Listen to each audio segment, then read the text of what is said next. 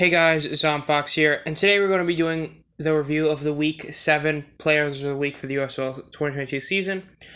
Honestly, I don't really have anything to say this week. This week was it was 100% correct in my opinion. I like all three of the guys who won this. I think all three of them deserve to win, and I don't really think there were anyone else who I could say for sure, like, oh yeah, man, that guy should have won it over him or something like that. So the winners ended up being Cole Murphy for special teams, Donald Payne for defense, and Kyle Sloter for offense.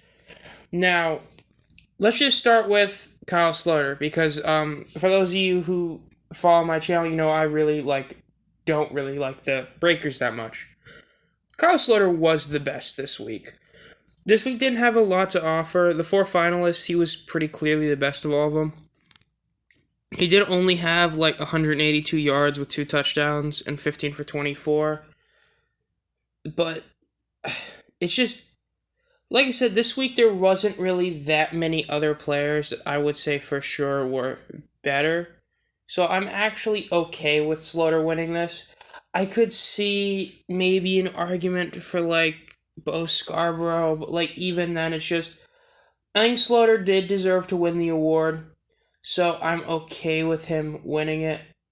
Even though I don't think he's, the best player in the world, I'm definitely fine with him winning it. So, as for Defensive Player of the Week, Donald Payne, man. I mean, I thought Chris Odom had a dominant game last week. Week 6. But, dude, Donald Payne had 9 total tackles with 6 of them being solo. He had a TFL. He had 2 interceptions, and he scored a touchdown. Are you serious? Homie had a pick 6, another pick, and a tackle for loss.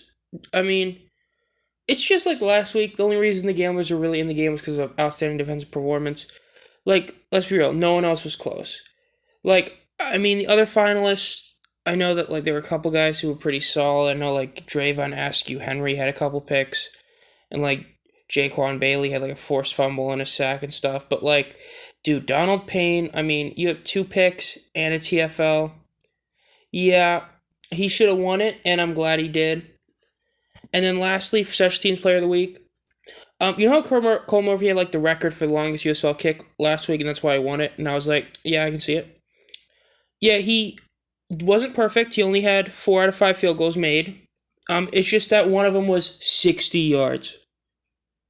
Dude, there are literally this is just off the top of my head, there's probably at least 24 NFL kickers right now that are starting for their team that have never kicked a 60-yarder in a game. Cole Murphy did.